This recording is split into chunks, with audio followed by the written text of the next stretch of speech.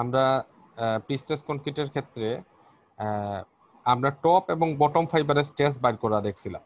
মানে একটা বিম যদি থাকে এবং এটাকে যদি আমরা প্রিস্টেস যদি করি, তাহলে দেখা যায় যে কি ঘটনা ঘটে। এই প্রিস্টেস করলে তার মধ্যে স্ট্রেস ডেভেলপ হবে। স্ট্রেস কিভাবে ডেভেলপ হবে? তার মধ্যে এইভাবে এক্সটার্নাল ফোর্স কাজ করতেছে,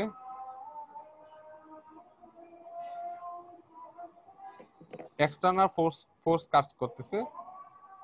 আর তার মধ্যে ইন্টারনালি আমরা কি করতেছি, এক্সটার্নাল ফোর্স বা লোড যেটাই বলেন, মানে গাড়ির লোড যেটাই বলেন, এই এই লোডের কারণে এই বিমটা ব্যান্ড হইতে চায়, এইভাবে ব্যান্ড হইতে চায়। তো এই ব্যান্ড হওয়াটা আটকানোর জন্য আমরা তো রিইনফোর্সমেন্ট জেনারেলি দেই। তো রিইনফোর্সমেন্ট দিয়ে ব্যান্ড হওয়াটা আটকাইতে পারি, কিন্তু বড় স্প্যানের ক্ষেত্রে ডিফ্লেকশন একটা প্রবলেম হয়ে দাঁড়ায়। মনে করেন যে আপনি রিইনফোর্সমেন্ট কনক্রিট স্ট্রাকচার আমরা 20 ফিট 22 ফিট এরকম করতে পারি, বা 25 ফিট এরকম করতে পারি, কিন্তু 30 ফিটের একটা স্প্যান অথবা আপনার 50 ফিটের একটা স্প্যান, ঠিক আছে, এই স্প্যানটা আমরা কিন্তু এই কিন্তু নর্মাল আরসিসি দিয়ে করতে পারবো না। কেন পারবো না? কারণ আরসিসির ক্ষেত্রে আরেকটা জিনিস আমাদেরকে ক্যালকুলেট করতে হয়, আপনারা স্ট্রাকচারে করছেন হয়তোবা, যে ডিফ্লেকশন বাইর করা। খালি যে আমার স্ট্রাকচার টিকে থাকলেই হবে তা কিন্তু না, এটা কিন্তু যত স্প্যান বড় হবে এটা কিন্তু এরকম ডিফ্লেক্ট হবে, সময়ের সাথে সাথে ডিফ্লেক্ট হবে। তো এই ডিফ্লেকশনটা আমার যাতে লিমিটের মধ্যে থাকে, এটার লিমিটটা বের করা যায়, ডিফ্লেকশন ক্যালকুলেট করা যায়। ডিফ্লেকশনকে আমরা প্রকাশ করি ডেল্টা দ্বারা। এই ডেল্টাটা ক্যালকুলেশন করে বের করা যায় একটা বিম কতটুকু ডিফ্লেক্ট করতে পারে লোড যদি অ্যাপ্লাই হয়, এবং এই ডিফ্লেকশনে একটা লিমিট আছে। মানে কোড আপনাকে বলে দিছে, মনে করেন ডিফ্লেকশন আপনি 2 ইঞ্চির চেয়ে বেশি অ্যালাউ করতে পারবেন না, মানে 2 ইঞ্চির চেয়ে বেশি রিফ্লেকশন হইতে পারবে না। যদি হয় তাহলে স্ট্রাকচারটা ধীরে ধীরে এইভাবে লুজ হইতে হইতে, ডিফ্লেক্টেড হইতে হইতে একটা সময় ফেল করবে। আমি যেরকম বলছিলাম যে প্রিস্টেসের সবচেয়ে ভালো উদাহরণ হচ্ছে আপনার কাপড় টাঙানো রশি। আমরা যখন কাপড় টাঙানো রশি ইউজ করি, তখন দেখা যায় যে আমরা এই নর্মাল রশি যদি হয়, এই রশি কিন্তু যখন আপনি কাপড় টাঙাবেন একটা সময় পরে রশিটা কিন্তু এইভাবে লুজ হয়ে যায়।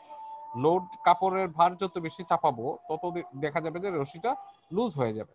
এখন এই রশিটাকে যদি আমি আগে থেকেই টেনে রাখি, আগে থেকে একটা টেনশন দিয়ে রাখি, মানে টান দিয়ে শক্ত করে বেঁধে রাখি, তখন কিন্তু দেখা যাবে যে ওইটা কিন্তু আর ডিফ্লেক্টেড হবে না। এখানে কিন্তু আপনি অনেকগুলা কাপড় একসাথে টাঙাইতে পারবেন। এর মানে কি? এর মানে হচ্ছে এই যে রশিটা, এই রশিটাকে আমি যখন প্রিস্ট্রেস করলাম, প্রিস্ট্রেস মানে হচ্ছে আগে থেকে আমি এটাকে টান দিয়ে রাখছি, স্ট্রেস করে রাখছি।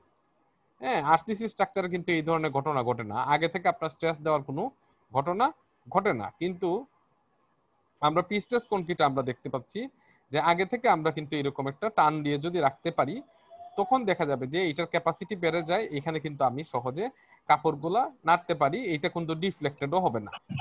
তো প্রিস্ট্রেস কি করে, এই ডিফ্লেকশনটাকে আটকায় দেয়, যেহেতু এটাকে আমি দুই পাশ থেকে এইভাবে টানা দিয়ে রাখছি, ঠিক আছে। তো এই কারণে এই প্রিস্ট্রেস কনক্রিট কিন্তু আমরা লঙ্গার স্প্যানে ব্যবহার করতে পারি। মনে করেন একটা ব্রিজের স্প্যান যখন আপনার 50 ফিট হবে, অথবা আপনার 100 ফিট হবে, অথবা আপনার 150 ফিট হবে, তখন কিন্তু নর্মাল কনক্রিট দিয়ে আমি কিন্তু এটা তৈরি করতে পারবো না। 150 ফিট হইলে আমরা যেটা থাম্ব রুলস আছে, থাম্ব রুলস হইল গিয়া যে আমার যত ফিট স্প্যান হবে, 20 ফিট যদি স্প্যান হয়, তাহলে বিমের ডেপথ হবে 20 ইঞ্চি। ঠিক আছে, নর্মালি ইন জেনারেল বিমের ডেপথ 20 ইঞ্চি হয়, তার চেয়ে সামান্য কমানো যায়, 18 ইঞ্চিও করা যায়, কিন্তু নর্মালি বিমের ডেপথ হয় হচ্ছে 20 ইঞ্চি।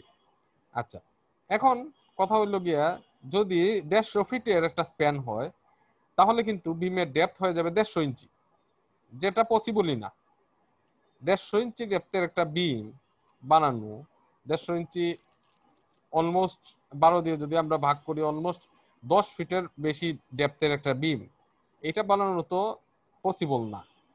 তো সেই ক্ষেত্রে আমি মনে করেন যে আমি 2 ফিটের একটা বিম দিব, অথবা 3 ফিটের একটা বিম দিব, বিম দিয়ে আমি স্ট্রাকচারটাকে সলভ করতে চাই, তখন কিন্তু আরসিসি এটা পসিবল না, তখন আমাকে প্রিস্ট্রেস কনসেপ্টে যাইতে হবে। তো প্রিস্ট্রেস কনসেপ্টের ক্ষেত্রে আমরা দেখতে পাচ্ছি যে এখানে তিনটা জিনিস কাজ করে। একটা হচ্ছে আপনার তিনটা জিনিস কাজ করে। একটা হচ্ছে আপনার যখন আমরা প্রিস্ট্রেসিং করি, মানে আমরা একটা ফোর্স দিই, এই ফোর্সটাকে আমি বলতেছি এফ। এই ফোর্সটা যখন আইসা আবার টেনজাইল ফোর্সটা যখন আমি ছেড়ে দিব, এটা রাবারের মতো এখানে কম্প্রেসিভ ফোর্স ক্রিয়েট করবে। রাবারকে আমরা যখন টেনে, এইভাবে টেনে দুই পাশ থেকে হাত দিয়ে ধরে টানলাম, টেনে ছেড়ে দিলাম, ছেড়ে দিলে কি হবে, রাবার কিন্তু যত ফোর্সে আপনি টানছিলেন ঠিক ততটুকু ফোর্সে কিন্তু আপনার হাতকে ভিতরের দিকে এসে বাড়ি দিবে বা রাবারটা আগের জায়গায় চলে যেতে চাইবে। তো প্রিস্টেসের ক্ষেত্রেও, স্টিলের ক্ষেত্রেও সেম জিনিস, এটা হাই টেনজাইল স্টিল। এই কারণে এটাকে যত ফোর্সে আপনি টানবেন, যখন এটাকে ছেড়ে দিবেন তখন সে কিন্তু এইভাবে বিমে এসা এইভাবে কম্প্রেসিভ ফোর্স ক্রিয়েট করবে। দিচ্ছেন টেনজাইল ফোর্স, কিন্তু সে বিমে ক্রিয়েট করবে কম্প্রেসিভ ফোর্স। আচ্ছা, কম্প্রেসিভ স্ট্রেস। কম্প্রেসিভ স্ট্রেস, স্ট্রেসের সূত্রটা আমরা জানি, স্ট্রেস ইকুয়াল টু কেমনে পাবো, ফোর্স বাই এরিয়া। যে ফোর্সে সে আসবে সেই ফোর্সটা মানে F divided by area. Area হচ্ছে যে অংশটুকুতে আইসা সে ধাক্কাটা দিবে। মানে এই বিমটা যদি এরকম হয়, তাহলে এই বিমের ক্রস সেকশন বরাবর আইসা সে ধাক্কাটা দিবে, এই যে ক্রস সেকশন বরাবর। তাহলে এই ক্রস সেকশনাল এরিয়া হচ্ছে এ। তাহলে আমরা লিখতে পারি এই প্রিস্ট্রেস ফোর্সের জন্য একটা কম্প্রেসিভ স্ট্রেস ডেভেলপ হবে প্রিস্ট্রেসিং এর কারণে, এটাকে আমরা বলছি এফ বাই এ। এবং যেহেতু এটা নেগেটিভ, মানে কম্প্রেশনটাকে আমরা নেগেটিভ ধরি, টেনশনটাকে পজিটিভ ধরি, সেহেতু এই এফ বাই এ বা কম্প্রেসিভ স্ট্রেসটার আগে মাইনাস চিহ্ন বসবে। যেহেতু এটা কম্প্রেসিভ, এই কারণে আমরা বসাবো হচ্ছে মাইনাস চিহ্ন, মাইনাস এফ বাই এ। আচ্ছা, তাছাড়া এখন এইটা তো গেল নর্মাল। এটা যদি কনসেন্ট্রিক হয়, কনসেন্ট্রিক বলতে বোঝায় যে আমি প্রিস্টেসটাকে যদি তার নিউট্রাল এক্সিস বরাবর আমি কেবলটাকে দেই, এই এই যে বিমটা আছে, এই বিমটার মাঝখান বরাবর এক্সিস হচ্ছে নিউট্রাল এক্সিস। আমি যদি কেবলটাকে ঠিক নিউট্রাল এক্সিস বরাবরই দিই, তাহলে কিন্তু শুধুমাত্র এই এফ বাই এ কাজ করবে, অন্য কিছু কাজ করবে না। কিন্তু আমার এর লোডিং ক্যাপাসিটি বাড়ানোর জন্য, লোডিং ক্যাপাসিটি যদি আরো বাড়াই দিতে চাই, তাহলে আমি ঠিক নিউট্রাল এক্সিস বরাবর আমি প্রিস্টেসটাকে দিব না, আমি নিউট্রাল এক্সিসের কিছু নিচে আবার প্রিস্টেসিং স্টিলটাকে প্রোভাইড করব। এই নিচে প্রোভাইড করার উদ্দেশ্যটা কি? উদ্দেশ্য হচ্ছে ফোর্সটা কাজ করবে কিন্তু এইভাবে নিচে। তখন যেহেতু প্রিস্টেস টেন্ডনটা আমি প্রোভাইড করছি হচ্ছে নিউট্রাল এক্সিস থেকে নিচে, এই নিউট্রাল এক্সিস থেকে কতটুকু নিচে প্রোভাইড করছি এটাকে আমরা বলতেছি হচ্ছে ইসেন্ট্রিসিটি ই। যেহেতু এটা সেন্টার দিয়ে যায় নাই, সেন্টারের নিচ দিয়ে গেছে, এই কারণে এই যে ডিস্টেন্সটা সেন্টার থেকে কতটুকু দূরে আমি এটাকে প্রোভাইড করছি, এটাকে আমরা নাম দিছি ইসেন্ট্রিসিটি। ইসেন্ট্রিসিটি মানে নাম থেকেই বোঝা যাচ্ছে সেন্টার না, যেটা সেন্টার না সেটাই হচ্ছে ইসেন্ট্রিক, যেটা সেন্টার দিয়ে পাস করবে না সেটাই হচ্ছে ইসেন্ট্রিক। মনে করেন একটা কলাম আছে, আমাদের সাধারণত কলামের ইন জেনারেল লোডটা পাস করে কলামের সেন্টার দিয়ে। এখন কোনো কারণে সেন্টার দিয়ে যদি লোডটা পাস না করে, এটা একটু সাইড দিয়ে পাস করে, তখনই কিন্তু এটা হয়ে যায় ইসেন্ট্রিক লোড। তখন কিন্তু কলামে নট অনলি খালি কম্প্রেশন আসে, তার সাথে সাথে যেহেতু এটা সেন্টার দিয়ে পাস করে নাই, এই কারণে কলামে কিন্তু বেন্ডিংও আসে। এই সেন্টার দিয়ে পাস না করার কারণে কলামটা কিন্তু এইভাবে ব্যান্ড হয়ে যেতে চায়, এরকম বেন্ডিংও আসে। ঠিক আছে? তো এই সেন্টার দিয়ে যখন আমি না পাস করাইয়া টেন্ডনটাকে আমি একটু নিচে দিয়ে পাস করাবো, মানে ইসেন্ট্রিক করে পাস করাবো, তখন যেটা সুবিধা হয়, এই যে ফোর্সটা তখন আর সেন্টারে কাজ করতেছে না, আগে সেন্টারে কাজ করতো, অতএব তার কোনো মোমেন্টের কোনো ক্যাপাসিটি আমরা পাইতাম না। কিন্তু এখন যেহেতু এটা সেন্টারে কাজ করতেছে না, আমরা জানি ফোর্স ইনটু ডিস্টেন্স, এই দুইটা মিলে তৈরি করে হচ্ছে মোমেন্ট। তো এখানে এই প্রিস্টেস ফোর্সের কারণে তার মধ্যে একটা মোমেন্ট ক্রিয়েট হবে। এই মোমেন্টের কারণে কি হবে, যেহেতু এটা নিচে প্রেসার দিচ্ছি, আমরা জানি নিচে যদি কোনো নিউট্রাল অ্যাক্সিসের নিচে যদি কোনো জিনিসকে প্রেসার দিই, এটা কিন্তু বাঁকবে এইভাবে উপরের দিকে। এটাকে আমরা ইঞ্জিনিয়ারিং ভাষায় বলি হচ্ছে হগিং। তো এইটার জন্য যে মোমেন্টটা ডেভেলপ হয়, এই মোমেন্টের সূত্র হচ্ছে এই ফোর্স ইনটু এই ডিস্টেন্স। ডিস্টেন্স হচ্ছে ইসেন্ট্রিসিটি, মানে এফ ইনটু ই। তাহলে আমরা বেন্ডিং স্ট্রেসের সূত্র জানি। বেন্ডিং স্ট্রেস করার জন্য সূত্র হচ্ছে এম ওয়াই বাই আই। এটা হচ্ছে বেন্ডিং স্ট্রেসের জেনারেল সূত্র। যে কোনো একটা মেম্বার যদি বেন্ডিং এ যায়, তাহলে এটার বেন্ডিং স্ট্রেস বের করার জেনারেল সূত্র হচ্ছে M Y by I. I হচ্ছে মোমেন্ট অফ ইনার্শিয়া, আর ওয়াইটা হচ্ছে সেন্টার। এখন এখানে এমটা হবে, যেহেতু এটা প্রিস্টেস ফোর্সের কারণে বেন্ডিং হচ্ছে এবং উপরের দিকে বেন্ডিং হচ্ছে, এখানে এম এর মানটা হবে হচ্ছে এফ ইন্টু ই। এম এর মানটা হবে হচ্ছে এফ ইন্টু ই। তাহলে এম এর বদলে আমি লিখতে পারি এফ ইন্টু ই। তাহলে সূত্রটা দাঁড়ায় F E Y by I. F E Y by I. আচ্ছা, F E Y by I যেহেতু উপরে টেনশন হচ্ছে, এর নিচে কম্প্রেশন হচ্ছে, তাহলে আমরা যখন টপের স্ট্রেস বাইর করব, তাহলে উপরে দিব হচ্ছে প্লাস চিহ্ন, মানে আমার মেইন সূত্রটা লিখতেছি মাইনাস এফ বাই এ, তারপর হচ্ছে plus minus F E Y by I. F E Y by I মানে আমার উপরে যেহেতু টেনশন হচ্ছে, তাহলে উপরে স্ট্রেস বার করার জন্য, টপের স্ট্রেস বার করার জন্য প্লাস চিহ্ন দিব, আর নিচে যেহেতু কম্প্রেশন হচ্ছে সেহেতু বটমের স্ট্রেস বাইর করার জন্য এখানে মাইনাস চিহ্ন দিতে হবে। এই গেল হচ্ছে প্রিস্টেসের কারণে তার ক্যাপাসিটি, এইটা দিয়ে বাইর করলাম এই দুটো সূত্র দিয়ে।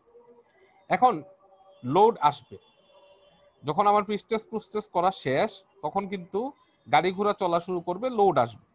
তো লোড কাজ করে নিচের দিকে, এই নিচের দিকে যখন ডাব্লিউ, লোডটাকে আমি ডাব্লিউ নাম দিচ্ছি, যখন নিচের দিকে কাজ করবে, তখন কিন্তু এই এই যে মেম্বারটা, এই মেম্বারটাকে সে ব্যান্ড করতে চাইবে নিচের দিকে এইভাবে। এটা কিন্তু নর্মাল ভাবে আমরা যেরকম ব্যান্ড হয়, নর্মাল ভাবে এরকম ভাবে ব্যান্ড হয়। তো এখানেও যেহেতু ব্যান্ড হচ্ছে, অবশ্যই বেন্ডিং স্ট্রেস আসবে। বেন্ডিং স্ট্রেসের সূত্র হচ্ছে M Y by I. Bending স্ট্রেসের সূত্র, তাহলে লোডের কারণে যে বেন্ডিং স্ট্রেস আসতেছে, এটার সূত্র আমি লিখলাম এম ওয়াই বাই আই, এটা লিখলাম। এখন বেন্ডিংটা হচ্ছে কিভাবে দেখেন, উপরের দিকে তৈরি হচ্ছে কম্প্রেশন, যেহেতু উপরের দিকে এইভাবে ব্যান্ড হচ্ছে, আর নিচের দিকে তৈরি হচ্ছে টেনশন, এই কারণে নিচের দিকে পজিটিভ। তাহলে এটা সূত্রের ক্ষেত্রে আমি ইউজ করব হচ্ছে উপরে মাইনাস নিচে প্লাস। তাহলে যখন টপের স্ট্রেস বাইর করতে যাবেন, তখন কিন্তু প্লাস চিহ্ন, মাইনাস চিহ্ন দিতে হবে, আর যখন বটমের স্ট্রেস বাইর করতে যাবেন তখন কিন্তু প্লাস চিহ্ন দিতে হবে। এইভাবে করে একটা মেম্বারে যত ধরনের লোড আসুক না কেন, স্ট্রেস করি না কেন, আলটিমেট তার টপ এবং বটমে কি ধরনের স্ট্রেস ডেভেলপ করে এটা আমাকে বাইর করতে হবে। একটা বিমের টপে কি ধরনের স্ট্রেস, এটাকে আমরা নাম দিব এফ টপ, আর বটমে কি ধরনের স্ট্রেস, এটার নাম দিব হচ্ছে এফ বটম।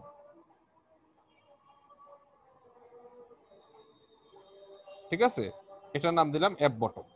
এখন আমার আলটিমেটলি বাইর করতে হবে আমার টপে এই সব কিছু হইলো, এখানে প্রিস্টেস হইলো, ইসেন্ট্রিসিটির কারণে মোমেন্ট হইলো, আবার লোডের কারণেও মোমেন্ট হইলো, সবকিছু মিলে তার টপে কতটুকু স্ট্রেস আসতেছে আর বটমে কতটুকু স্ট্রেস আসতেছে সেটা আমাকে বের করতে হবে।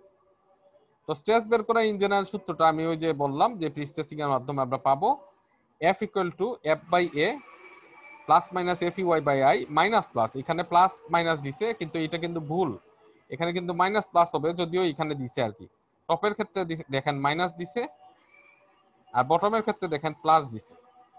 তাহলে টপের ফাইবারের স্ট্রেস পাইছে মাইনাস 744, বটম ফাইবারের স্ট্রেস আছে মাইনাস 456। এখন যদি এটা স্ট্রেস ডিস্ট্রিবিউশনটা একটু দেখি আমরা, দেখলে আর একটু ক্লিয়ার হবে।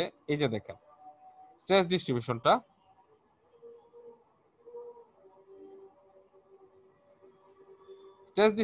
আমরা দেখি, দেখলে কি দেখতেছি, টপে নেগেটিভ স্ট্রেস মাইনাস 744, বটমেও নেগেটিভ স্ট্রেস মাইনাস 456। কিন্তু আমার একটা নর্মাল বিমের স্ট্রেস ডিস্ট্রিবিউশনটা, নর্মাল একটা বিমের স্ট্রেস ডিস্ট্রিবিউশনটা হচ্ছে টপে নেগেটিভ আর বটমে গিয়ে টেনশন, বটমে কিন্তু পজিটিভ। নেগেটিভকে আমি এই লাইনের বাম দিকে দেখাচ্ছি, আর পজিটিভকে আমি মানে টেনশনকে এই লাইনের ডান দিকে দেখাচ্ছি। তাহলে নর্মাল ইয়ার স্ট্রেস ডিস্ট্রিবিউশন ডায়াগ্রাম কিন্তু এরকম, এটার সাথে আমরা পরিচিত।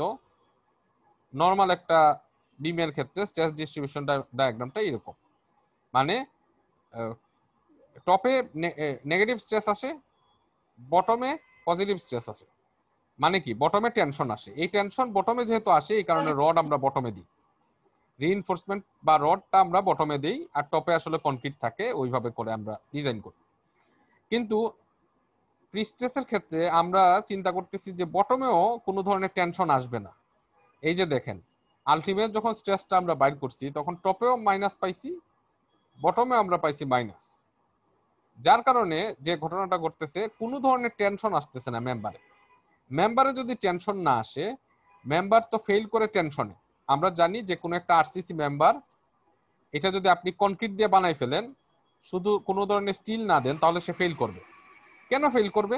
কারণ এটা কি কনক্রিটের ভুলের কারণে ফেল করবে, নাকি স্টিল দেন নাই এই কারণে ফেল করবে?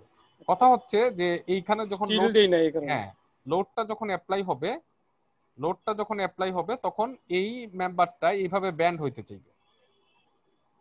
তো এই ব্যান্ড হইতে চাইলে তখন কিন্তু উপরে কিন্তু কম্প্রেশন জেনারেট হবে আর নিচে জেনারেট হবে টেনশন। এখন আপনি উপরে কম্প্রেশনের জন্য তো কনক্রিট আছে, কনক্রিট আমরা জানি কম্প্রেশনে স্ট্রং, উপরে কম্প্রেশন সে নিয়ে নিবে, কিন্তু নিচের টেনশন তো আর কনক্রিট নিতে পারবে না, কনক্রিট তো উইক। এই কারণে নিচে কিন্তু আমরা স্টিল প্রোভাইড করতে হয় এই কারণে। এখন কথা হলো গিয়ে, যদি আমরা এমন একটা ব্যবস্থা করতে পারি প্রিস্ট্রেসিং এর মাধ্যমে, যাতে তার মধ্যে কোনো ধরনের টেনশনই আসলো না। দেখেন টপেও আসছে নেগেটিভ, বটমেও আসছে নেগেটিভ, মানে দুই টপে বটমে দুই জায়গায় কম্প্রেশন, তাহলে কোনো ধরনের নেগেটিভ পজিটিভ স্ট্রেস আসলো না, মানে টেনশন আসলো না। তাহলে টেনশন না আসলে এর স্থায়িত্ব বাড়বে, টেনশন আসলেই তো ভেজাল, টেনশন আসলেই তো এটা ফেল করবে। কিন্তু যদি টেনশনই আসে না, লোড টোড সবকিছু অ্যাপ্লাই হয়েছে, এই যে দেখেন লোড টোড সব দিছি, কিন্তু তার মধ্যে কোনো ধরনের টেনশন আসে নাই, এই যে টেনশন আসলো না, এইটাই হচ্ছে প্রিস্ট্রেসের মাহাত্ম্য। প্রিস্ট্রেসের কারণে যে কোনো একটা মেম্বারে কোনো ধরনের টেনশন আসবে না, টেনশন না আসলে তার ফেল করার প্রবণতাও নাই। তার মধ্যে টোটালটাতে কম্প্রেসিভ ফোর্স আসতেছে, এবং আমরা জানি কনক্রিট কম্প্রেসিভ ফোর্স নিতে পারতেছে, অতএব তার মধ্যে কোনো ধরনের টেনশন আসতেছে না। টেনশন না আসলে সেটা ফেইলও করবে না। এটা হচ্ছে প্রিস্ট্রেসের মেইন কনসেপ্ট, এবং এই কনসেপ্টটা হচ্ছে ফার্স্ট কনসেপ্ট। কনসেপ্ট আছে তিনটা। প্রিস্ট্রেসের ক্ষেত্রে তিন ভাবে চিন্তা করা যায়, তিন ভাবে ডিজাইন করা যায়। এটাকে বলা হচ্ছে কনসেপ্ট ওয়ান। কনসেপ্ট ওয়ানটা কি ছিল? যে প্রিস্ট্রেসে কোনো ধরনের টেনশন আসবে না, প্রিস্ট্রেসে যা আসবে সব আসবে কম্প্রেশন। এই মেম্বারে প্রিস্ট্রেসিং করার ফলে এই মেম্বারে যা আসবে তা আসবে কম্প্রেশন, কোনো ধরনের টেনশন আসবে না। তো টেনশন না আসলে কনক্রিট কিন্তু আর ব্রিটেল মেটেরিয়াল হইল না। ব্রিটেল মেটেরিয়াল বা ভঙ্গুর, ব্রিটেলের বাংলা হচ্ছে ভঙ্গুর, ভঙ্গুর মেটেরিয়াল তখনই হবে যখন তার মধ্যে টেনশন আসবে। টেনশন আসলে তো কনক্রিট টেনশন নিতে পারে না, সে ফেল করে যাবে, সে ভঙ্গুর হয়ে যাবে। কিন্তু এখানে কিন্তু সে ভঙ্গুর হওয়ার পসিবিলিটি নাই, সে কিন্তু টেনশনটা নিতে পারবে, এবং যার কারণে সে কিন্তু হয়ে যাবে ইলাস্টিক। তাহলে আমরা কনক্রিটটাকে, কনক্রিট যদিও একটা ব্রিটেল মেটেরিয়াল, কিন্তু কনক্রিটটাকে আমরা ট্রান্সফার করলাম একটা ইলাস্টিক মেটেরিয়ালে। এই যে প্রিস্ট্রেসিং এর মাধ্যমে কনক্রিটটাকে ইলাস্টিক মেটেরিয়াল হিসেবে ট্রান্সফার করে ফেললাম, মানে তার মধ্যে কোনো ধরনের টেনশন আসবে না। টেনশন না আসলে তো তার ফেল হওয়ার পূর্ণ প্রবণতা নাই, তখন কিন্তু সে ইলাস্টিক বিহেভিয়ার করবে, তখন কিন্তু সে ভেঙে যাবে না। এটাই হচ্ছে প্রিস্ট্রেসের মাহাত্ম্য। আমি কি বুঝাইতে পারছি? স্যার প্লাস্টিক কখন হবে ওইটাই? যদি এটা প্লাস্টিক আমি মেটেরিয়ালসে পরিণত করতে চাই, তাহলে প্লাস্টিক গুলি মানে কত কি, মানে এটা আগে স্যার একটু ডিটেইলস। আচ্ছা, প্লাস্টিক যেটা, এটা কিন্তু আপনার স্টিলের ক্ষেত্রে, হ্যাঁ, এটা কিন্তু কনক্রিটের ক্ষেত্রে না। কনক্রিটের ক্ষেত্রে দুইটাই প্রপার্টি, ব্রিটেল এবং ইলাস্টিক। স্টিলের ক্ষেত্রে আমরা জি দেখি যে স্টিলের ক্ষেত্রে আরেকটা প্রপার্টি আছে, এটাকে বলা হয় প্লাস্টিক। স্টিলটা যখন স্ট্রেস আমরা দিব, তখন কিন্তু সে স্ট্রেইন হবে, মানে বিকৃত হবে। এইভাবে জি বিকৃত হইতে হইতে একটা পর্যায় পর্যন্ত সে বিকৃত হবে, স্ট্রেস যত বাড়বে তত বিকৃত হবে। এই লিমিটটাকে বলতেছে হচ্ছে ইলাস্টিক লিমিট। এই জি লিমিটটাকে স্যার। বলতেছে হচ্ছে ইলাস্টিক। যতক্ষণ পর্যন্ত আমরা স্ট্রেস দিব এবং সে নিতে পারবে কোনো ধরনের বাধা ছাড়া, যখন নিতে পারবে তখন বলা হয়েছে ইলাস্টিক লিমিট। এরপরে আপনি তাকে লোড দিলে সে নিতে পারবে, কিন্তু দেখেন বিহেভিয়ারটা এইভাবে চেঞ্জ হয়ে যাবে। মানে এই যে দেখেন এখানে একটা ড্রপ হবে, ড্রপ হয়ে দেখেন এটা কিন্তু আগের মতো বাড়তেছে না। আগে যেরকম একটা লিনিয়ারলি বাড়তেছিল, মানে লিনিয়ার একটা রিলেশন ছিল, মানে যত স্ট্রেস দিচ্ছেন তত সে বিকৃত হবে, মানে ডিফ্লেক্ট হবে, যত স্ট্রেস দিচ্ছেন সে ডিফ্লেক্ট হবে। আবার স্ট্রেস ছেড়ে দিবেন, সে আবার আগের জায়গায় চলে আসবে, রাবারের মতো। স্ট্রেস দিচ্ছেন, মানে রাবারকে যদি আমি টান জি স্যার। দিই, হ্যাঁ, রাবারকে যদি আমি টান দিই, অল্প অল্প টান দিই, তাহলে দেখবো অল্প অল্প যদি টান দেই তাহলে এবং ছেড়ে দিই, দেখবেন রাবার আবার আগের জায়গায় চলে আসবে। কিন্তু এখন আপনি রাবারকে যদি বেশি টান দেন, স্যার যে আগের জায়গায় চলে গেল এটাই তো আমার ইলাস্টিক মিট স্যার। ইলাস্টিক, হ্যাঁ, আগের জায়গায় যতক্ষণ পর্যন্ত আপনি টান দিলে মনে করেন আপনি টান দিচ্ছেন 30 কিপ ফোর্স দিয়ে টান দিচ্ছেন এবং ছেড়ে দিচ্ছেন, সে আগের জায়গায় চলে আসছে, তাহলে 30 কিপ পর্যন্ত যে জি লোড নিতে পারলো এটাই হচ্ছে আপনার ইলাস্টিক লোড, এটাই ইলাস্টিক লিমিট। জি এখন আপনি 50 কিপ লোড দিয়ে টান দিচ্ছেন, মানে আর একটু জুড়ে টান দিচ্ছেন, জুড়ে টান দিলে কি হবে, রাবার কিন্তু আর আগের জায়গায় আসবে না, সে যে অরিজিনাল লেংথে আসবে না, রাবার কি হয়ে যাবে, একটু লম্বা হয়ে যাবে, তার অরিজিনাল লেংথের চেয়ে একটু লম্বা হয়ে যাবে, আগের জায়গায় আসবে না, মানে তার মধ্যে এক ধরনের ডিফরমেশন চলে আসবে। এই যে ডিফরমেশন চলে আসলো তখন এটা জি কিন্তু স্যার। প্লাস্টিক, বুঝতে পারছেন? জি স্যার বুঝতে পারছি স্যার। তখন সেটা কিন্তু আর ইলাস্টিক থাকলো না, তখন হয়ে গেল প্লাস্টিক, মানে এটা শক্তি কিন্তু কিছু কমে গেল। ইলাস্টিক থেকে যখন প্লাস্টিক হয়ে যাবে তখনই কিন্তু তার শক্তি কিছু কমে যাবে, কারণ সে কিন্তু একটা ডিফরমেশন হয়ে গেছে, সে কিন্তু লম্বা হয়ে গেছে। আপনি চিন্তা করে দেখেন, এটা সূক্ষ্ম জিনিস রাবারের ক্ষেত্রে, যে কোনো জিনিস যদি লম্বা হয়ে যায় সে কি চিকন হয়ে যাবে না? জি স্যার। মনে করেন একটা জি স্যার। রডকে আপনি টানতেছেন, তো রডের নর্মাল একটা ডায়ামিটার আছে, এখন আপনি জি টাইনা এটাকে কি করে ফেললেন, লম্বা করে ফেললেন, জি লম্বা স্যার। করলে ডায়ামিটার কিন্তু ছোট হয়ে যাবে। তাহলে আপনি 5 সুতা রড ইউজ করছেন, কিন্তু সে টান টুন খাইয়া হয়ে যাবে 4 সুতা রড, তাহলে হইলো আপনার ডিজাইন টিকবে? জি আপনি না স্যার। 5 সুতা রড, ঠিক আছে, নাম্বার 5 বার, জি না স্যার। হ্যাঁ, কিন্তু আপনি টান দেওয়ার পরে এটার মধ্যে যখন সে ইলাস্টিক ক্রস করে প্লাস্টিকে চলে যাবে তখন কিন্তু আর নাম্বার 5 বার সে থাকলো না, হয়ে গেল নাম্বার 4 বার। এখন আপনি ডিজাইনে দিচ্ছেন জি নাম্বার স্যার। 5 বার রড, কিন্তু সে বিহেভ করতেছে নাম্বার 4 বারের মতো, তাহলে তো এই স্ট্রাকচার টিকবে না, এটা তো জি স্যার। ভেঙে যাবে।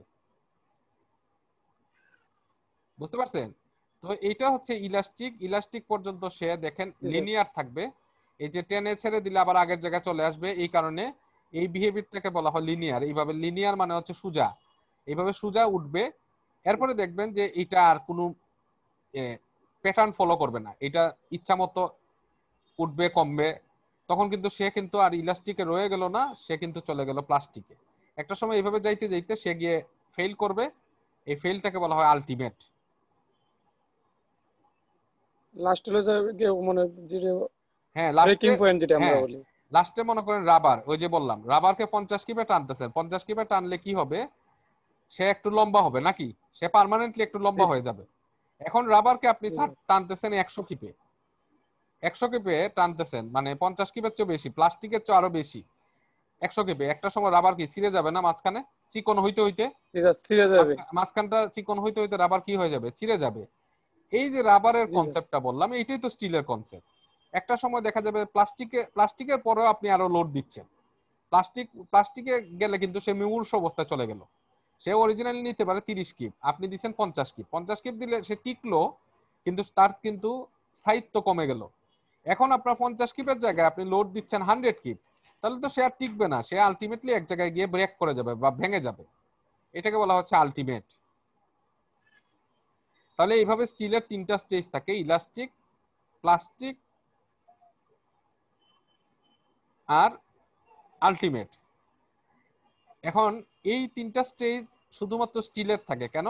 স্টিল হচ্ছে স্থিতিস্থাপক, স্থিতিস্থাপক মানে হচ্ছে ইলাস্টিক মেটেরিয়াল, এই কারণে তার 3টা স্টেজ থাকে। কিন্তু কনক্রিট তো ইলাস্টিক না, কনক্রিট তো এই ধরনের বিহেভিয়ার করবে না কনক্রিট, এই কারণে কনক্রিটের 2টা স্টেজ আছে, এর কোনো প্লাস্টিক স্টেজ নাই, এটার 2টা স্টেজ আছে। একটা হচ্ছে কনক্রিটের ক্ষেত্রে, সেটা হচ্ছে আইদার সে ব্রিটেল মানে ভেঙে যাবে, সে যখন আর আরেকটা হচ্ছে ইলাস্টিক, ইলাস্টিক পর্যন্ত সে টিকবে, ইলাস্টিকের পরে যদি আরো লোড দেন তাহলে কনক্রিট ভেঙে যাবে, শেষ। তার 2টা স্টেজ, জি স্যার। ইলাস্টিকের পরে লোড দিলে কনক্রিট ভেঙে যাবে, ব্রিটেল। কনক্রিট আইদার ইলাস্টিক হয় অথবা ব্রিটেল হয়। আর স্টিলের ক্ষেত্রে ইলাস্টিক, প্লাস্টিক, আলটিমেট, আলটিমেট মানে ব্রিটেল, একই কথাই, আলটিমেট মানে সে ভেঙেই গেল, তো ওইটাও ব্রিটেল। তো কনক্রিট স্টিলের ক্ষেত্রে 3টা স্টেজ, কিন্তু কনক্রিটের ক্ষেত্রে হচ্ছে মাত্র 2টা স্টেজ, ইলাস্টিক আর ব্রিটেল। আইদার সে ইলাস্টিক পর্যন্ত ঠিক থাকবে, ইলাস্টিকের বাইরে লোড দিলে সে আসলে ভেঙে যাবে, কনক্রিট, কনক্রিট তো দুর্বল। তো আমরা কি করলাম, এই এত কিছু কাহিনী করে পিস্টেসিং ফুস্টেসিং করে আমরা দেখলাম যে কনক্রিটের ক্ষেত্রে টপেও আমার আসতেছে মাইনাস স্ট্রেস মানে হচ্ছে কম্প্রেশন, বটমেও আসতেছে মাইনাস স্ট্রেস মানে হচ্ছে কম্প্রেশন। তাহলে কনক্রিটে যখন টপেও কম্প্রেশন বটমেও কম্প্রেশন, এবং আমরা জানি কনক্রিটে টেনশন আসতেছে না, তো টেনশন না আসলে সে হচ্ছে ইলাস্টিক, টেনশন না আসলে সে ভাঙার প্রবণতা নাই, তখন কিন্তু কনক্রিট বিহেভ করবে ইলাস্টিক, যেহেতু তার মধ্যে কোনো ধরনের টেনশন আসতেছে না। কিন্তু তার মধ্যে যদি টেনশন চলে আসে তখনই সে হয়ে যাবে ব্রিটেল, ভেঙে যাবে, কারণ কনক্রিট টেনশন একেবারেই নিতে পারে না, যার কারণে আমরা স্টিল দিই। তো এই প্রিস্টেসিং করে আমরা কি করলাম, কনক্রিটটাকে আসলে যদিও কনক্রিট অরিজিনালি ব্রিটেল মেটেরিয়াল, কারণ তার মধ্যে টেনশন আসলেই সে ভেঙে যাবে, যেহেতু তার মধ্যে কোনো ধরনের টেনশন আসতেছে না অতএব সে ইলাস্টিক বিহেভ করবে। এটা হচ্ছে কনসেপ্ট 1। আমি কি বুঝাইতে পারলাম? জি স্যার।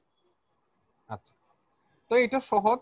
এইভাবে আপনার যখন প্রশ্ন দেওয়া থাকবে, আপনাকে বললাম কনসেপ্ট 1-এ আপনি অঙ্কটা করেন, আপনি সূত্র একটাই মুখস্থ করবেন, মুখস্থ তো অলরেডি হয়ে যাওয়ার কথা। সূত্র হচ্ছে মাইনাস এফ বাই এ, তারপর হচ্ছে plus minus F U Y by I, এগুলো সব পিস্টেসের জন্য, ইসেন্ট্রিসিটির জন্য। আর যখন মোমেন্ট আসবে বা লোড আসবে তখন হচ্ছে আরেকটা টার্ম আসবে minus plus M Y by I. তো সবকিছু জানেন আপনার মোমেন্ট। স্যার হ্যাঁ, শীটে স্যার ওই যে মাইনাসটা মাইনাস দেওয়া নাই স্যার, না মাইনাস মাইনাস কি না, হবে স্যার? এরা এরা মাইনাস প্লাস আমি সুবিধার জন্য লিখছি, তারা প্লাস মাইনাস ইউজ করলেও এই যে দেখেন টপে যখন বাইর করছে, এই যে দেখেন টপ ফাইবারে যখন জি বাই করছে, দেখেন এই যে এম ওয়াই বাই আই এটা করে যা পাইছে, এটা আগে কিন্তু মাইনাস দিছে, আমার জি স্যার। সূত্রেও কিন্তু মাইনাস। ঠিক আছে। আচ্ছা, জি স্যার, বটমে ওই যে যখন minus F by A, minus F by এটা। মাইনাস এফ বাই এ, ওই যে তারা এফ বাই এ লেখছে, কিন্তু এই যে দেখেন চিহ্ন দিছে কিন্তু মাইনাস, ও আচ্ছা স্যার, জি স্যার। চিহ্ন কিন্তু মাইনাস, দেখছেন নি? জি স্যার, কারণ জি স্যার। কম্প্রেশন হইলেই মাইনাস, কম্প্রেশন হইলেই মাইনাস, মাইনাস। যেহেতু এটা কম্প্রেশন তৈরি করতেছে এই কারণে এটা মাইনাস। আমি কি বুঝাইতে পারছি? জি স্যার, তাহলে স্যার এটা শুধু জি স্যার। মাইনাস এফ বাই এ। হ্যাঁ, মাইনাস এফ বাই এ সূত্রটা এটা আমার বোঝার জন্য, এই যে আপনারা এই সূত্র ঠিক আছে, এখানে তারা যেটা লেখছে ঠিক আছে, কিন্তু কাজ করছে হচ্ছে যেহেতু কম্প্রেশন এই কারণে দিছে মাইনাস। এইভাবে আপনি মনে রাখতে পারবেন না, আপনি ডিরেক্টলি জি স্যার, আপনি এইভাবে মনে মাইনাস। রাখেন minus F G by sir. A plus minus F U Y by I minus plus M Y by I. তাহলে যখন টপ যখন হিসাব করবেন, এটাতে তো আর টপ বটম নাই, এটা সব সব ক্ষেত্রে এটা মাইনাস। আচ্ছা, জি এফ স্যার। বাই এ সব ক্ষেত্রেই হচ্ছে মাইনাস। আর এটার ক্ষেত্রে টপে যখন ইউজ করবেন তখন কিন্তু পজিটিভ চিহ্ন দিবেন, এই যে দেখেন পজিটিভ চিহ্ন দিছে। আর যখন বটমে ইউজ করবেন তখন এটাতে নেগেটিভ চিহ্ন দিবেন, এই যে বটম স্ট্রেস বার করার জন্য এটাতে নেগেটিভ চিহ্ন দিছে। নেগেটিভ। সেম ভাবে এখানে টপের স্ট্রেস বাইর করার জন্য নেগেটিভ চিহ্ন, এই যে দেখেন নেগেটিভ, আর বটম স্ট্রেস বাইর করার জন্য পজিটিভ চিহ্ন, এই যে দেখেন পজিটিভ পজিটিভ। চিহ্ন। তো আপনি এইভাবে যদি মনে রাখেন তাহলে আপনার জন্য সুবিধা, আপনি অঙ্ক ভুল করবেন না। জি স্যার। ঠিক আছে। তো এইটাই আমি জি স্যার, বললাম বুঝতে যে এইভাবে আপনি মনে রাখলে সুবিধা, আপনি অঙ্কটা ভুল হবে না, আপনি সহজেই বুঝতে পারবেন, আপনি এই সূত্র দেখেই বুঝতে পারবেন কোন সময় আমাকে মাইনাস দিতে হবে, কোন সময় আমাকে প্লাস দিতে হবে। হ্যাঁ, ঠিক আছে। আমি কি বুঝাইতে পারছি? স্যার। হ্যাঁ, বলেন। জি স্যার। না স্যার, মানে আপনি মুছে ফেলছেন স্যার, আমি স্ক্রিনশট নিয়ে রাখতে চাইছিলাম। আমি রেকর্ড আচ্ছা, করতেছি, আচ্ছা স্যার। রেকর্ড দিয়ে দিব আপনাদেরকে, রেকর্ড আচ্ছা দিয়ে স্যার, ঠিক আছে। আচ্ছা হ্যাঁ, রেকর্ড দিব হচ্ছে পরীক্ষার আগে। কেন রেকর্ড পরীক্ষার আগে দিব? না হলে তো ক্লাস করতেন না, না হলে তো কইবেন স্যারের তো পড়ায় রেকর্ড তো সব দিয়েই দিব, বুঝছেন? স্যার। এই কারণে জি স্যার। এটা বুদ্ধি করছি যে রেকর্ডটা দিব ঠিক পরীক্ষার আগে আগে, মানে মনে করেন পরীক্ষার 3-4 দিন আগে, যাতে আপনারা এটা দেখে বুঝতে পারেন। ঠিক আছে, কেউ মিস করলে বুঝতে পারেন, কিন্তু ক্লাস করতে জি হবে। স্যার। জি স্যার। জি স্যার, বুঝতে। আচ্ছা, এটা গেল একটা কনসেপ্ট, বুঝে গেছে। এখন আরেকটা কনসেপ্ট হচ্ছে সেকেন্ড কনসেপ্ট। যে কনসেপ্টে আপনি অঙ্ক করেন না কেন উত্তর আপনার একই আসবে। ঠিক আছে, যে কনসেপ্ট জি এখন স্যার। আপনার যেটা সুবিধা হবে আপনি এইটা ইউজ করবেন। মানে জিনিসটা আপনাকে বুঝাই, মনে করেন কেউ 2+2 এইভাবে 4 হিসাব করে। ঠিক আছে, অনেকের ক্ষেত্রে দুইটাকে সে এইভাবে হিসাব করে, একটা কাঠি দুইটা কাঠি, বাচ্চারা শিখে কেমনে, একটা কাঠি জি দুইটা স্যার। কাঠি। আবার এখানে আছে একটা কাঠি দুইটা কাঠি, এইভাবে চারটা কাঠি যোগ করে তারা চিন্তা করে 4। ঠিক আছে না? জি আপনি স্যার। চিন্তা করেন, আপনি যেহেতু অ্যাডভান্স, আপনি চিন্তা করেন 2 যোগ 2 4, শেষ। তো জি যাই স্যার। করেন না কেন, যেভাবেই এটা শিখেন না কেন, আপনার উত্তর কিন্তু 4। তো এখানে প্রিস্টেজ ডিজাইনের ক্ষেত্রে আপনার কনসেপ্ট আমি বলছি 3টা। কনসেপ্ট 1 আমরা দেখলাম, কনসেপ্ট 2 আর কনসেপ্ট 3। আপনি যেভাবেই অঙ্ক করেন না কেন, উত্তর কিন্তু আপনার ওই 4ই আসবে। এখন আপনার কাছে যে কনসেপ্টটা সুবিধার মনে হয় বা সোজা মনে হয়, আপনি সেই কনসেপ্টে অঙ্ক করবেন, কোনো সমস্যা নাই। বুঝতে পারছেন? নিয়ম জি স্যার। 3টা, নিয়ম 3টা, 3 ভাবে অঙ্ক করা যায়। মানে একজন বিজ্ঞানী এসে বলছে যে আমি এইভাবে যোগ করব, 2 যোগ 2 4, এটা ঠিক আছে। আরেকজন এসে বললো না, আমি 2 কে ভাঙবো, ভেঙে 1 1 করব, আবার এই 2 কে ভাঙবো, ভেঙে 1 1 করব, পরে 4টাকে আবার যোগ করব, 4টায় 1 যোগ করে আমি 4 পাবো। সেও রাইট, আবার সেও রাইট। ঠিক আছে? তো এখানে কনসেপ্টটাও সেম ভাবে, যে আপনার যে কোনো কনসেপ্টে অঙ্ক করেন না কেন, আপনার উত্তরটা সেম আসবে। আমি একটু দেখাই, আরেকটা কনসেপ্ট আছে, কনসেপ্ট 2। আচ্ছা, কনসেপ্ট 2 তে আমরা যাই। কনসেপ্ট 2টা হচ্ছে আরসিসির কনসেপ্টের মতো। আরসিসি কি বলছে? আরসিসি বলছে, বা আরসিসির কনসেপ্টটা কি? আরসিসির কনসেপ্টটা হচ্ছে, দেখেন, এই একটা বিম আছে, বিমের উপরে লোড কাজ করতেছে। আমরা জানি লোডের জন্য তার মধ্যে মোমেন্ট আসবে। মনে করেন এটা ক্লকওয়াইজ হইতে পারে, এন্টি ক্লকওয়াইজ হইতে পারে, যেটাই হোক, একটা মোমেন্ট আসবে। এই মোমেন্টটাকে রেজিস্ট করে কে? কনক্রিট নে কম্প্রেশন। তাহলে এখানে কনক্রিট একটা কম্প্রেসিভ ফোর্স ডেভেলপ করে সি, কনক্রিট কম্প্রেশন নিবে। আর স্টিল নিবে হচ্ছে টেনশন, এই স্টিল ডেভেলপ করে টেনজাইল ফোর্স টি। এই কনক্রিট কম্প্রেশন নেয়, স্টিল নেয় টেনশন, এবং তাদের মাঝখানে একটা দূরত্ব আছে। এই দূরত্বটাকে নাম দিছে তারা লিভার আর্ম, এল এ, লিভার আর্ম। এই ঘটনার কারণে আপনি যে কনক্রিট দিলেন, স্টিল দিলেন, স্টিল নিল টেনশন, কনক্রিট নিল কম্প্রেশন, এবং তাদের মধ্যবর্তী দূরত্ব তৈরি করলো লিভার আর্ম। যখন এরকম ঘটনা ঘটে, তখন কি করে? তার ভিতর থেকে একটা ইন্টারনাল মোমেন্ট তৈরি হয়। এই ইন্টারনাল মোমেন্ট কি করে? এই ভিতর থেকে একটা মোমেন্ট তৈরি হয়। এই দুইটা বিপরীতমুখী ফোর্স, আমরা জানি যে কোনো একটা মেম্বারে যদি দুইটা বিপরীতমুখী ফোর্স কাজ করে, তখন কিন্তু তার মধ্যে এরকম মোমেন্ট তৈরি হয়। তো তার ভিতর থেকে একটা মোমেন্ট তৈরি হয়, আর বাইরের লোডের কারণে আরেকটা মোমেন্ট আসে। তো আমার উদ্দেশ্য কি? এই ভিতরের মোমেন্ট দিয়ে বাইরের মোমেন্টকে ব্যালেন্স করা। যদি ভিতরের মোমেন্ট দিয়ে বাইরের মোমেন্টটা ব্যালেন্স হয়ে যায়, তাহলেই এটা টিকে থাকবে, আর না হলে কিন্তু ফেল করবে। বুঝতে পারছেন? মনে করেন বাইরে থেকে যে লোডের কারণে মোমেন্ট আসতেছে, এই মোমেন্টটা হচ্ছে 500 কিপ ফিট। ঠিক আছে? এখন ভিতর থেকেও আপনার কিন্তু সেম ভাবে এই কনক্রিট এবং স্টিল, এই দুইটাই মিলে কিন্তু আপনার ভিতর থেকেও মোমেন্ট ক্রিয়েট করতে হবে 500 keep fit,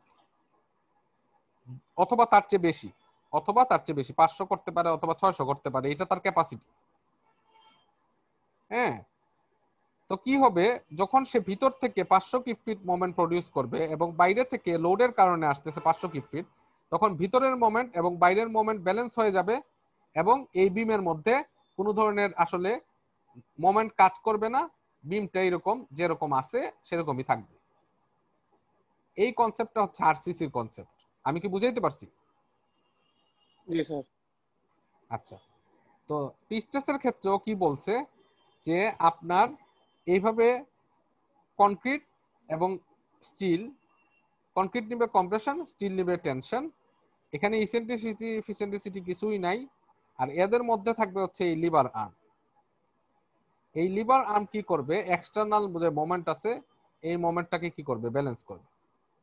internal moment external মোমেন্টকে balance করবে, ব্যালেন্স করলেই স্ট্রাকচারটা টিকে থাকবে। এটা হচ্ছে আরেকজনের কনসেপ্ট।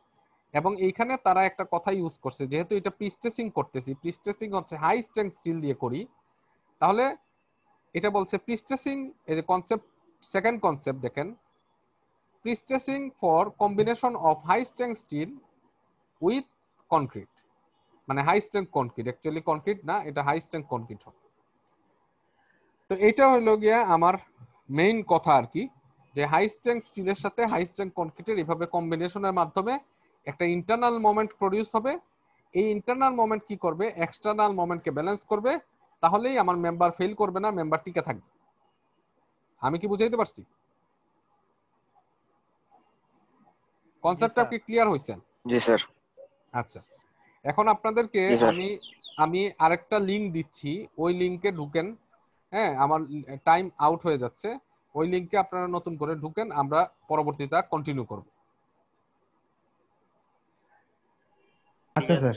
ওকে। আচ্ছা স্যার।